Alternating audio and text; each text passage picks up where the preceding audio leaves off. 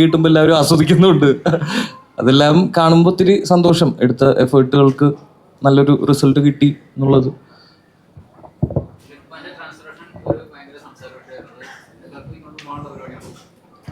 അതൊക്കെ പോയി പൊട്ടിച്ചായിരുന്നു. അല്ല, അത് എന്താന്ന് വെച്ചാൽ അത് 6 മാസത്തോളം നമ്മൾ വർക്കൗട്ട് ചെയ്തിട്ടുണ്ട്. അലി ഷിഫാസ് എന്ന് പറഞ്ഞ ട്രെയിനറായിരുന്നു ഞങ്ങളെ വർക്ക് ചെയ്യിപ്പിച്ചിരുന്നത്. അപ്പം അതിൻ്റെ അവരൊക്കെ അങ്ങനെ അത്രയും പ്രഷർ വന്നുകൊണ്ട് വേറെ വഴി ഉണ്ടായില്ല. അങ്ങനെയായിരുന്നു.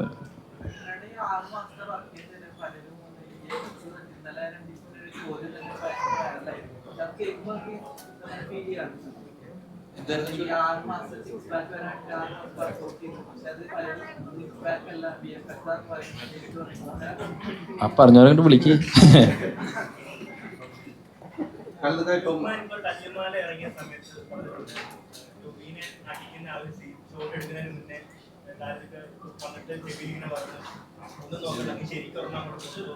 വിളിച്ചുള്ളപ്പോഴാ പറഞ്ഞു കണ്ടാ